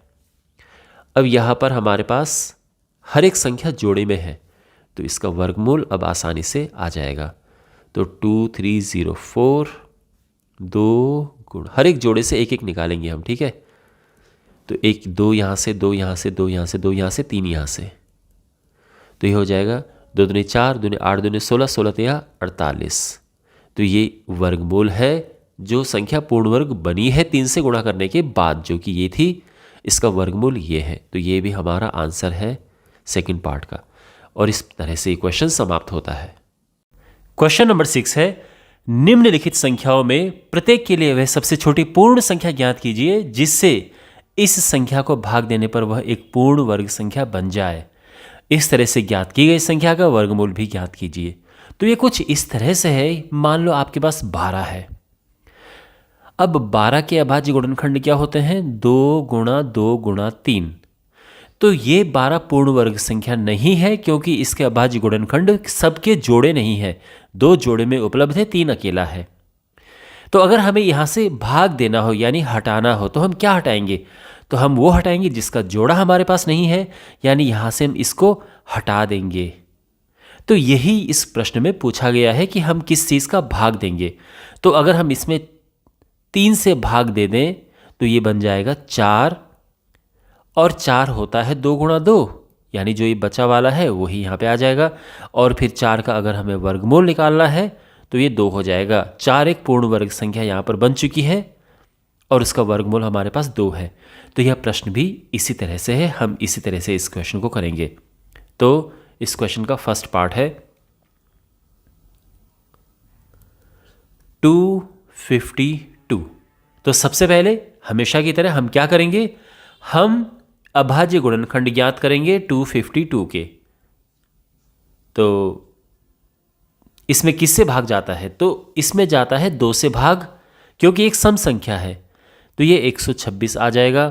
फिर इसमें 2 से भाग जाता है, तो ये आ जाएगा 2 6 12 2 3 6। 3 से भाग इसमें जाएगा तो 21, 3 से इसमें भाग जाएगा 7, और 7 से इसमें भाग जाएगा 1। यानी जो 252 है उसके अभाज्य गुणनखंड हमने कर दिए हैं यहाँ पर ये। तो ये है 2 गुणा 2 गुणा 3 गुणा 3 गुणा 7, ठीक है। और अब यहाँ पर हमने किससे भाग देना है? तो हम यहाँ पर आप देखो 2 का जोड़ा है, 3 का भी है, लेकिन 7 यहाँ पे जोड़े में नहीं है, तो हम 7 से भाग देंगे, ठीक है। तो किस तरह से इसको लिखेंगे? इस तरह से हम यहाँ पर लिखेंगे कि यहाँ अभाज्य गुणनखंड में 7 जोड़े में नहीं है, आप देख सकते हैं, इसलिए पूर्ण वर्ग संख्या बनाने के लिए 7 से भाग देंगे, ठीक है। और अब उसके बाद ये भी पूछा गया है प्रश्न में कि 7 से भाग देने के बाद, जैसे ठीक है ना, भाग देने के बाद एक संख्या पूर्ण वर्ग बन जाएगी, तो उसके बाद जो संख्या आती है उसका वर्गमूल क्या होगा? तो 7 से भाग जब हम इसको देंगे 252 को, तो क्या होगा, तो 7 से भाग देने से प्राप्त संख्या, तो 252 को हम 7 से भाग देंगे तो ये हो जाएगा 7 या 21, 7 छः 42। ठीक है, और जब हम इसका वर्गमूल ज्ञात करेंगे, पहले तो 36 को लिखो कैसे, अभाज्य गुणनखंडों में। तो देखो यहाँ पर जो लिखा है उसमें से बस ये 7 हटाना है क्योंकि उसका भाग दे चुके हैं, तो फिर बचा क्या, यहाँ से यहाँ तक, तो वही यहाँ पर हमें लिखना है। तो ये 2 गुणा 2 गुणा 3 गुणा 3 ये आ चुका है और ये जोड़े में उपलब्ध है यानी पूर्ण वर्ग है। तो अब 36 का वर्गमूल क्या होगा, तो 2 2 बार है, 1 बार आ जाएगा, 3 भी 2 बार है, 1 बार आ जाएगा, और ये हो जाएगा 6। ठीक है, ये हमारा आंसर है।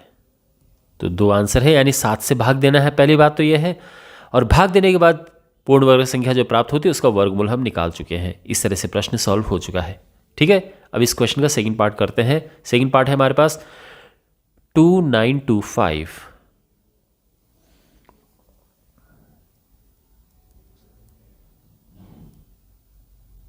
सबसे पहले क्या करना है, इसके अभाज्य गुणनखंड ज्ञात करने हैं। अब देखो, हो सकता है कि इसमें 3 से भी भाग जाता हो, वैसे चेक करें, 9 2 11, 12 13 5 18, हाँ 3 से भाग जाता है।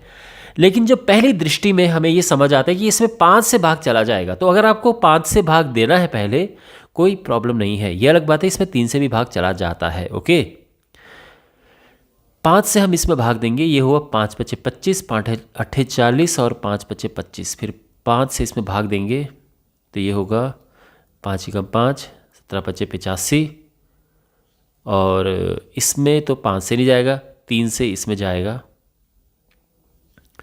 3 3 9, 3 9 27। फिर 3 से इसमें भाग जाएगा, 13 3 39, और 13 से इसमें भाग जाएगा तो 13 कम 13। ठीक है ना, तो इस तरह से ये अभाज्य गुणनखंड हमने कर दिए हैं इसके। इसको हम यहाँ पे लिखेंगे 2925, 5 गुणा 5 गुणा 3 गुणा 3 गुणा, एक काम करते हैं, सबसे पहले सबसे छोटा लिखते हैं, 3 गुणा 3, फिर 5 गुणा 5 और फिर 13।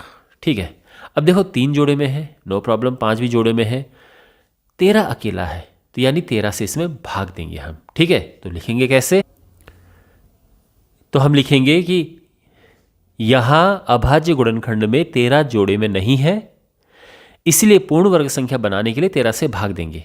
एक तो ये हो गया, और फिर 13 से भाग देने से प्राप्त संख्या, यानी 13 से जब हम भाग देंगे तो उससे क्या संख्या प्राप्त होगी, तो जो संख्या हमारे पास है, यानी ये, इसको जब हम 13 से भाग देंगे तो हमें क्या मिलेगा, 13 दूने 26, 13 दूने 26, 13 पचे 65। ठीक है, और ये क्या होगा, इसके अभाज्य गुणनखंड क्या होंगे, तो बिल्कुल जो यहाँ पर लिखा है इसमें से 13 हटा के बाकी लिख दो, क्योंकि 13 से तो हम भाग दे चुके हैं ये, और आप देख सकते हैं जोड़े में है, यानी ये एक पूर्ण वर्ग संख्या है, तो इसका वर्गमूल क्या होगा, 225, और का वर्गमूल होगा, तो एक एक जोड़े से एक एक उतारो, 3 यहाँ से, 5 यहाँ से, 3 5 15, ये हमारा आंसर है। ठीक है, 396, तो हमेशा की तरह इसके पहले अभाज्य गुणनखंड ज्ञात करते हैं। 3 से इसमें हम भाग देंगे, 3 कम 3, 3 3 9, 3 दूने 6, 3 से फिर भाग इसमें जा रहा है, वैसे 2 से भी इसमें भाग जा रहा है। ठीक है, चलो 2 से दे देते हैं पहले, क्योंकि सम संख्या है, 2 से भाग जा रहा है इसमें, लेकिन 3 से भी दे सकते थे, कोई दिक्कत नहीं है वैसे। 2 एकम 2, 1 9, दोनों में 18, 2 8 16, फिर 2 से, तो ये हुआ 2 9 में 18, 2 9 में 18, फिर 3 से इसमें भाग जाता है 33, 3 से इसमें भाग जाता है 11, और 11 से इसमें भाग जाता है तो 11 कम 11। ठीक है, तो सबसे पहले तो जो ये संख्या है, इसको हम, इसके जो अभाज्य गुणनखंड हमने ज्ञात किए हैं उन्हें लिखते हैं, 2 गुणा 2 गुणा 3 गुणा 3 गुणा 11। अब यहाँ पे आप क्लियरली देख सकते हैं कि 2 और 3 तो जोड़े में है, तो इस तरह से हम ये लिखेंगे कि यहाँ अभाज्य गुणनखंड में 11 जोड़े में नहीं है, इसलिए पूर्ण वर्ग संख्या बनाने के लिए 11 से भाग देंगे हम, और 11 से भाग देंगे, एक आंसर ये हो गया। और फिर भाग देने के बाद जो संख्या बची वो क्या है, तो हम लिखेंगे कि 11 से भाग देने से प्राप्त संख्या 396 को हमने 11 से भाग दिया तो 11 3 33, 11 6 66, ये मिला। ये जो संख्या है ये क्या है, तो यहाँ पर इसमें अभाज्य गुणनखंड जो हमने इसके ज्ञात किए थे, क्योंकि 11 से भाग दे चुके हैं इसलिए यहाँ से 11 हटा के बाकी लिख देते हैं। तो ये होगा 2 गुणा 2 गुणा 3 गुणा 3, यानी 36 के अभाज्य गुणनखंड ये है और ये पूरे जोड़े में है, तो यानी पूर्ण वर्ग संख्या है 36, है ना। और 36 का जब हम वर्गमूल ज्ञात करेंगे तो एक एक जोड़े से एक एक उतारो, 2 यहाँ से 3 यहाँ से, और ये 3 दूनी 6 हमारा आंसर आ चुका है। क्लियर। फोर्थ पार्ट हमारे पास ये है 26 45। तो हमेशा की तरह इसके हम अभाज्य गुणनखंड ज्ञात करेंगे पहले। तो इसमें 6 2 8, 4 12 5 17, नहीं 3 से भाग अब नहीं जाएगा, इसमें 5 से जाएगा। 5 5 25, 1 4, 5 दूनी 10, 5 9 45 और 529 यहाँ पर है। और अच्छी बात यह है कि मुझे पता है कि 529 23 का वर्ग होता है, तो 23 इंटू 23 होता है 529, यानी अगर हम 23 से इसमें भाग दें तो हमें मिलेगा क्या, 23 ही मिलेगा। और 23 से हम फिर भाग देंगे तो ये मिलेगा 1, यानी ये अभाज्य गुणनखंड इसके हो चुके हैं। तो बेसिकली जो क्वेश्चन है 2 6 4 5, ये हो जाएगा 5 इंटू 23 इंटू 23, और 23 जोड़े में है, 5 अकेला है, तो 5 से भाग देंगे हम, ठीक है। तो कैसे लिखेंगे, तो यहाँ पर हम लिखेंगे कि यहाँ अभाज्य गुणनखंड में 5 जोड़े में नहीं है, इसलिए पूर्ण वर्ग संख्या बनाने के लिए 5 से भाग देंगे। एक तो ये आंसर हो गया। और अब भाग देने के बाद क्या संख्या बचती है, तो हम लिखेंगे कि 5 से भाग देने से प्राप्त संख्या, तो 2 6 4 5, इसको हम भाग देंगे 5 से, तो क्या मिलेगा, ये मिलेगा 529। और ये हम जानते हैं कि ये क्या है, 23 इंटू 23 है। वैसे भी यहाँ से 5 हटा दो, 23 इंटू 23 बचेगा। क्योंकि ये पूरा जोड़े में है तो ये एक पूर्ण वर्ग संख्या है हमारे पास, और इसका वर्गमूल हम ज्ञात करेंगे। तो क्या होगा, 23 जो है जोड़े में है तो जोड़े में से 1 ले लेते हैं और ये आंसर हो गया, करेक्ट। 2800। तो इसके अभाज्य गुणनखंड पहले ज्ञात करते हैं। 2 से जाएगा ये 1400, फिर 2 से 700, फिर 2 से 350, 2 से 175, 3 से जाएगा ना ये 5 1 6 7, नहीं 3 से नहीं जा रहा है, 5 से जा रहा है। तो 5 3 15, 5 7 35, ओके। एक मिनट, 5 5 25, सॉरी। फिर 5 से जाएगा तो 5 7 35, और 7 से जाएगा तो 7 एकम 7, ठीक है। ये है तो 2800 ये हो गया। तो 2 1 2 3 4 बार 2 है, 2 बार 5 है, और 1 बार 7 है। 2 के ये जोड़े हैं हमारे पास, 5 भी जोड़े में है, 7 अकेला है। तो हम वही लिखेंगे कि क्योंकि 7 यहाँ पर जोड़े में नहीं है, इसलिए हम 7 से भाग देंगे पूर्ण वर्ग बनाने के लिए। तो इस तरह से हम ये लिखेंगे कि यहाँ अभाज्य गुणनखंड में 7 जोड़े में नहीं है, इसलिए पूर्ण वर्ग संख्या बनाने के लिए 7 से भाग देंगे। और अब 7 से जब हम भाग देंगे तो उससे क्या संख्या मिलेगी हमें, 2800 को हम 7 से भाग देंगे तो ये मिलता है 7 चौको 28, 400। अच्छा 400 क्या होगा, तो देखो जो यहाँ पर हमने लिखा है इसमें से 7 हटा दो, क्योंकि 7 से हम भाग दे चुके हैं। तो बाकी क्या बचता है, 2 into 2 into 2 into 2 into 5 into 5, ठीक। यहाँ पर ये जोड़े में है, तो क्योंकि सभी जोड़े अब हमारे पास है तो ये एक पूर्ण वर्ग संख्या है और इसका वर्गमूल हम आसानी से ज्ञात कर सकते हैं।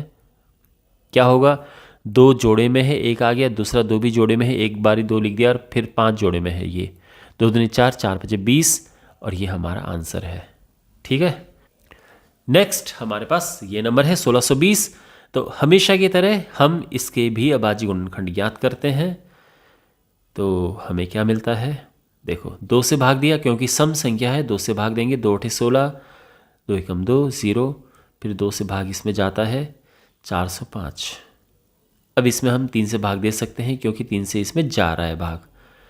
3 कम 3, 3 दिया 9, 3 बचे 15। इसमें भी हम 3 से भाग देंगे, 3 चौको 12, 3 बचे 15, फिर 3 से इसमें जा रहा है 15, फिर 3 से 5 और 5, 5 कम 5, यानी 1620। ये हो जाएगा क्या, 2 गुणा 2 गुणा 3 गुणा 3 गुणा 3 कितनी बार है, 1 2 3 4 बार है, और 5। ठीक है, तो 3 ये जोड़े में है, 3 यहाँ भी जोड़े में, यहाँ भी जोड़े में, 5 अकेला है, तो हम 5 से भाग देंगे इसको पूर्ण वर्ग बनाने के लिए। तो हम ये लिखेंगे कि यहाँ अभाज्य गुणनखंड में 5 जोड़े में नहीं है, इसलिए हम 5 से भाग देंगे, और 5 से भाग देंगे, एक तो ये आंसर हो गया, और फिर है कि 5 से भाग देने के बाद क्या संख्या हमें मिलती है। तो 1620 को जब हम भाग देंगे 5 से, तो ये हो जाएगा 5 तिया 15, 5 दूने 10, 5 चौको 20। ठीक है, ये हमें मिला। और ये क्या होगा, तो बिल्कुल जो यहाँ पर लिखा है उसमें से बस 5 हमें हटाना है क्योंकि उससे हमने भाग दे दिया है। तो जो बचा वो इसके अभाज्य गुणनखंड होंगे। और 324 का वर्गमूल क्या होगा, तो 2 देखो ये यहाँ पर जोड़े में है, तो जोड़े से एक एक हम लिख देते हैं, तो ये हो जाएगा 18। ये हमारा आंसर है। करेक्ट। क्वेश्चन नंबर 7 है, एक विद्यालय में कक्षा 8 के सभी विद्यार्थियों ने प्रधानमंत्री राष्ट्रीय राहत कोष में 2401 रुपये दान में दिया। प्रत्येक विद्यार्थी ने उतने ही रुपए दान में दिए जितने की कक्षा में विद्यार्थी थे। मान लो कि किसी कक्षा में 25 विद्यार्थी हैं, तो हर एक विद्यार्थी ने 25-25 रुपये दिए। आप समझ रहे हैं ना, इसी तरह से कुछ यहां पर हुआ है। तो हमें बताना है कि कक्षा में कुल कितने विद्यार्थी हैं। ठीक है, यहां पर इंपॉर्टेंट बात यह है कि क्वेश्चन में यह बात कही गई है कि कक्षा में जितने विद्यार्थी हैं उतने ही रुपए दान में दिए गए। तो मान लो, तो इसमें हमें मानना है, ठीक है, कि मान लीजिए कि प्रत्येक विद्यार्थी ने x रुपए दान में दिए। तो किस तरह से लिखेंगे कि माना प्रत्येक विद्यार्थी द्वारा दिया गया दान रुपयों में कितने रुपए, तो इसको हम x मान लेते हैं कि हर एक विद्यार्थी ने x रुपए दिए। अब क्योंकि क्वेश्चन में कहा गया है कि जितने विद्यार्थी हैं उतने ही रुपए दान में दिए, तो अगर x रुपए दान में दिए तो विद्यार्थी भी कितने हो गए, विद्यार्थियों की संख्या भी x। बात समझ आ गई। अच्छा, अब x विद्यार्थी हैं और हर एक विद्यार्थी ने x रुपए ही दान में दिए, तो कुल दान कितना हो गया, तो इनका आपस में हम करेंगे गुणा। तो यानी इसीलिए कुल दान रुपयों में कितना होगा, तो एक बच्चे ने x रुपए दिए और कुल विद्यार्थियों की संख्या भी x है, तो क्या हो जाएगा, ये हो जाएगा x का स्क्वायर। और प्रश्न में कहा गया है कि जो कुल दान है वो है इतना, तो इसको हम बराबर रख देंगे। तो हम लिखेंगे कि प्रश्नानुसार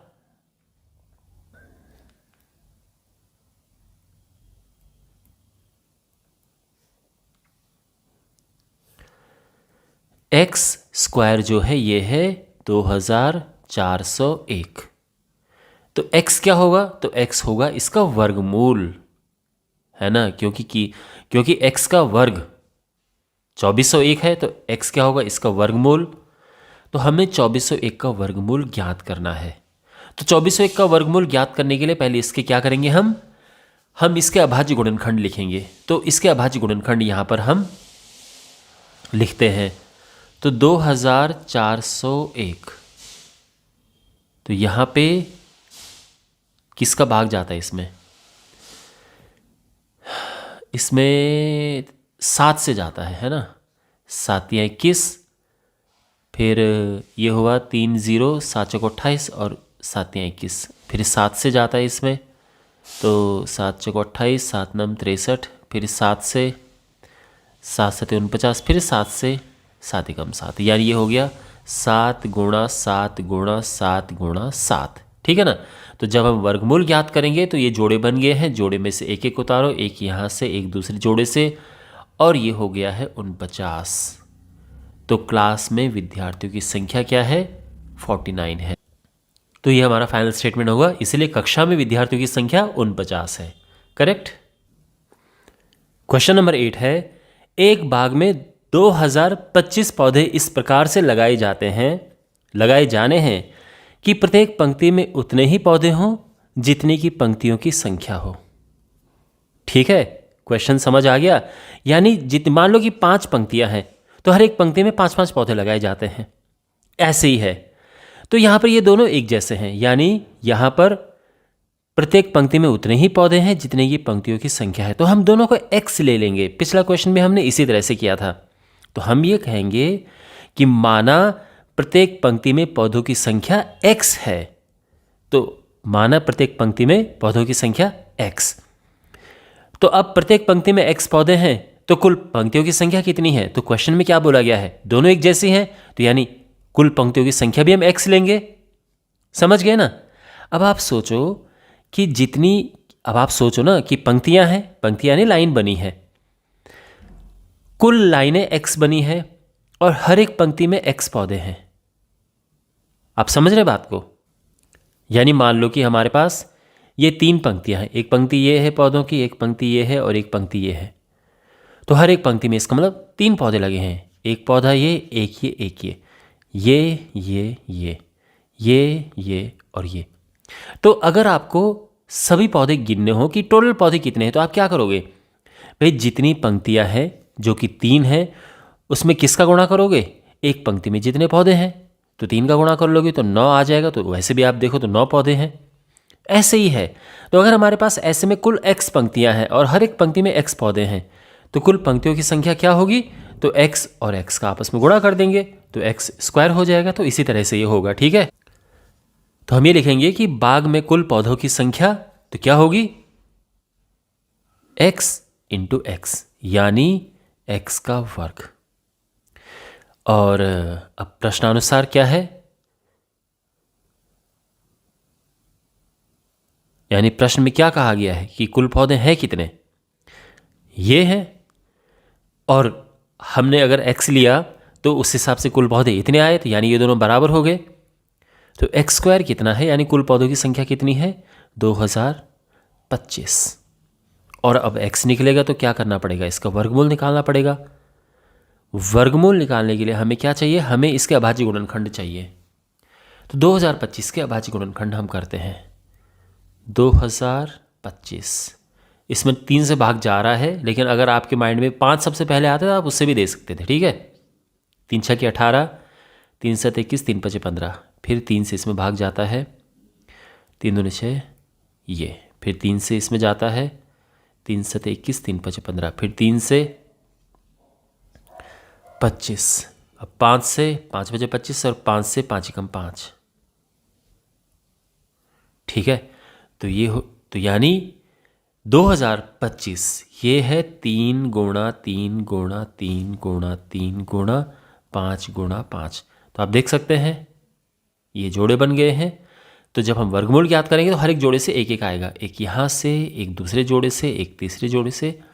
3 3 9 5 45, ये वर्गमूल आ चुका है। तो हम ये कहेंगे, क्या पूछा है? प्रत्येक पंक्ति में पौधों की संख्या और पंक्तियों की संख्या, तो दोनों 45 होंगी। तो इस तरह से हम अपना फाइनल आंसर लिखेंगे कि पंक्तियों की संख्या 45 और प्रत्येक पंक्ति में पौधों की संख्या 45। ये हमारा आंसर होगा। दोनों बराबर होंगे। ठीक है, क्योंकि दोनों ही x हमने लिए थे, x का मान याद कर चुके हैं जो कि 45 आया था, इसीलिए दोनों ही 45 होंगे। तो मैं उम्मीद करता हूँ कि आपको ये समझ आया होगा। क्वेश्चन नंबर 9 है, वह सबसे छोटी वर्ग संख्या ज्ञात कीजिए जो 4, 9 और 10 प्रत्येक से विभाजित हो जाए। हमें ऐसी संख्या चाहिए जो कि इन तीनों से विभाजित होनी चाहिए और वो वर्ग में भी होनी चाहिए। तो सबसे पहली बात तो ये है कि आप यहां से इसको ये हटा दो, वर्ग हटा दो, ये हटा दो। अगर हमारे पास प्रश्न ये हो कि वह सबसे छोटी संख्या ज्ञात कीजिए जो इनसे विभाजित हो जाए, उसके लिए हम क्या करते हैं, हम इनका एलसीएम निकालते हैं। एलसीएम यानी लघुत्तम समापवर्तक, आपको पता होगा, लॉसम जिसको कहते हैं। उसको निकालने से क्या होगा कि हमें सबसे छोटी संख्या मिल जाएगी जो इनसे विभाजित है प्रत्येक से, और उसके बाद फिर हम उस संख्या को वर्ग बना देंगे, मतलब किसी का और का उसमें गुणा करके और एक वर्ग संख्या बना देंगे। तो सबसे पहले तो हमें वह संख्या ज्ञात करनी है सबसे छोटी जो तीनों से विभाजित हो। तो हम लिखेंगे, तो 4, 9 और 10 प्रत्येक से विभाजित होने वाली सबसे छोटी संख्या क्या होगी? जैसे मैंने आपको बताया, इनका एलसीएम होगा, इनका लस हम निकालेंगे। तो पहले तो इनका हम एलसीएम निकालते हैं। हमारे पास है 4, 9 और 10। तो आप जानते होंगे, आई एम श्योर, एलसीएम निकालना। 2 से गया, 2 दूने 4, 2 पचे 10, फिर 2 से, तो ये 2 है, 9 है, 5 है, यहाँ हम 3 से नहीं 1 आएगा, ये 3 से देंगे फिर, तो 1, 3 तिया 9, 5, फिर 3 से 1, 1, 5 और अब 5 से भाग देंगे, तो ये 1, 1, 1, 1 आ गया है। ठीक है, तो यानी ये क्या आया है, 2 × 2 × 3 × 3 × 5। अब देखो, हम यहाँ पर चाहे तो गुणा कर सकते हैं इनका, लेकिन उसकी आवश्यकता नहीं है, क्योंकि हमने वह सबसे छोटी वर्ग संख्या ज्ञात करनी है। तो अब क्या करेंगे, पहले इसको वर्ग बनाओ। वर्ग कैसे बनाएंगे? तो यहाँ पर 2 पूरे जोड़े में है, ये भी जोड़े में है, लेकिन ये अकेला है। अगर हम यहाँ पर 5 से गुणा कर दें तो ये भी जोड़े में हो जाएगा और ये संख्या पूर्ण वर्ग हो जाएगी। तो हम यहाँ पर लिखेंगे कि 4, 9 और 10 प्रत्येक से विभाजित होने वाली सबसे छोटी वर्ग संख्या। अभी तक हमने क्या लिखा था, सबसे छोटी संख्या, और अब हम लिखेंगे सबसे छोटी वर्ग संख्या। तो क्या होगी? तो जैसे कि मैंने बताया कि इसको वर्ग बनाने के लिए क्या होगा, इसमें 1 और 5 का गुणा करना होगा। तो वही हम करेंगे। ये ठीक है जोड़े में, ये भी जोड़े में है, 5 × 5। ओके, और अब ये वर्ग संख्या बन चुकी है, और ये क्या होगी, तो गुणा हम करेंगे इसका। 2 दूने 4, 3 12, 3 36, 36 × 5 180, × 5 900। तो ये 900 और ये हमारा आंसर आ चुका है। ठीक है ना? आई होप आपको समझ आया होगा। क्वेश्चन नंबर 10 क्वेश्चन नंबर 9 से मिलता जुलता है। वह सबसे छोटी वर्ग संख्या ज्ञात कीजिए जो प्रत्येक से विभाजित हो जाए। इसमें भी हम वही करेंगे कि सबसे पहले वर्ग हटा देंगे। सिंपली क्या ज्ञात करेंगे, वह सबसे छोटी संख्या ज्ञात कीजिए जो इनसे विभाजित हो जाए, और वो होता है एलसीएम। तो इनका एलसीएम निकालेंगे और फिर संख्या को वर्ग बनाने के लिए हम किसी का गुणा कर देंगे उसमें। ठीक है, जैसे हमने पिछले क्वेश्चन में किया था। तो 8, 15 और 20 प्रत्येक से विभाजित होने वाली सबसे छोटी संख्या होगी इनका एलसीएम। तो अब हम इसका एलसीएम लेंगे। तो एलसीएम आई एम श्योर आपको पता होगा किस तरह से हम लेते हैं। तो यहाँ पे सबसे छोटी अभाज्य संख्या का हम गुणा करेंगे, भाग देंगे। आई मीन 2 से भाग दिया, 2 चौको 8, क्योंकि 2 से भाग जा रहे हैं। ठीक है, 2 से नहीं जाता, हम किसी और से देखते हैं। 15, 10, फिर 2 से दिया, 2 दूने 4, 2 पचे 10, फिर 2 से दिया, 1, 15, 5। अब 3 से इसमें देंगे बाहर भाग, तो 3 पचे 15, इसमें नहीं जाता है, एज इट इज़ उतर जाएगा, और 5 से देंगे हम, तो 1, 1, 1 आ गया है। यानी ये हो जाएगा क्या, 2 गुणा 2 गुणा 2 गुणा 3 गुणा 5। अब यहाँ पर आप देखो, इसका तो ये तो जोड़े में है, ये अकेला है, ये अकेला है, और ये भी अकेला है। तो हमें इसके लिए भी एक जोड़ा, एक 2 चाहिए, इसके लिए भी एक जोड़े में, एक जोड़े के लिए 3 चाहिए, और इसके लिए भी जोड़ा बनाने के लिए 5 चाहिए। तो हम तीनों से यहाँ पे गुणा करेंगे।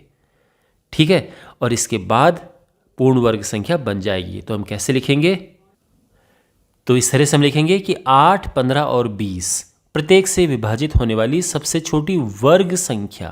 ठीक है। तो वर्ग संख्या में सब जोड़े में होते हैं, ये तो पहले से ही जोड़े में था, ठीक है। 2 के भी जोड़े बना देते हैं, 3 भी पहले अकेला था, एक और 3 उसमें गुणा कर देंगे हम। 5 पहले अकेला था तो एक और 5 गुणा कर दिया। ये हमने इससे गुणा किया, इससे किया और इससे किया। क्यों किया? केवल एक ही मकसद था कि ये पूर्ण वर्ग बन जाए। और अब जो है आराम से इनका गुणा करेंगे हम। तो ये हुआ 3 3 9, 9 चौके 36, 3600 आ गया है। देखो यहाँ पर गुणा करने की एक टेक्निक मैंने यूज़ की है, जो वो मैं आपको बताता हूँ। आपको पता है कि 2 और 5 का गुणा करके 10 आता है, तो इसको साइड में रख दो। इन 2 का गुणा करेंगे तो भी 10 आएगा, इनको भी साइड में रख दो। बचे क्या? ये दोनों बचे और ये दोनों बचे।